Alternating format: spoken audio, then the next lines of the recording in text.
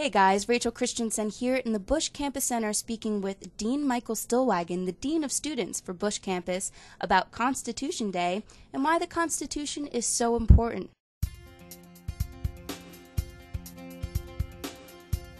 Constitution Day is a celebration, in this case the 221st anniversary of the signing of the U.S. Constitution. It takes place on September 17th every year.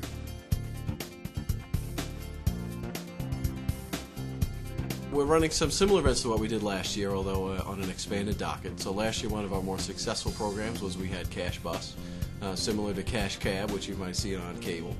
So we have a number of folks dressed up in period costume riding the buses, at least the A and the L in one other bus between 9 and 11 a.m., at which point we'll just randomly be selecting students to answer some trivia regarding the Constitution and be giving out free cash to folks on the buses. So that's probably our biggest event. We'll also be working in conjunction with student organizations to do voter registrations in the student centers throughout the afternoon, as well as giving out cake and pocket constitutions for anybody who wants them at the student centers. We're trying to do some academic things too. So there's a lecture being sponsored by the History Department with an author on the Nixon years taking place in Alexander Library. There's a celebration of music festival down on College Avenue campus. So there's a number of things going on throughout our campus.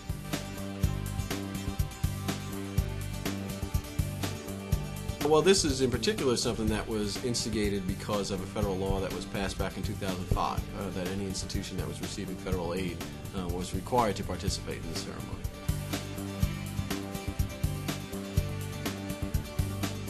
I have been in the past a member of the planning committee, so trying to brainstorm some ideas. Last year I was one of those folks dressed up in costume riding the buses, as you all are aware, and then kind of followed around and documented that fun experience. And I will probably be serving that same role this year, as well as making the rounds and sponsoring some of the other events that happen to go on campus that day.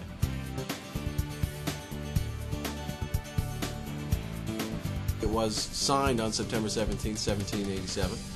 That was the day that was when it was originally signed. And then for the first 3 years there were a number of changes that were made to it, as any new document is. But after 1791 there's only been 13 changes that were made. So it's not something that has been overwhelmingly changed since the time that it was written. Considering it's got about 4,400 words to it, it's also the shortest Constitution ever written by any major government in the world. So while we are the oldest, it also happens to be one of the briefest as well.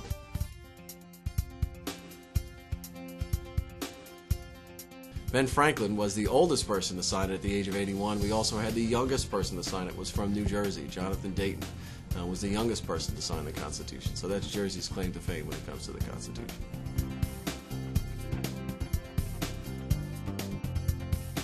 Well, I mean, we were obviously an institution that was in place at that point, which not a lot of other institutions can say. So since we've been around since 1766, institutionally, this happened during our institutional lifespan.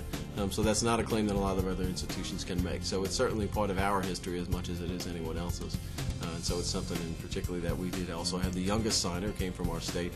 I think we take a lot of pride in that and what else we can do to try and support that. And remember, if you want to learn more about Constitution Day, you can visit www.constitutionday.cc.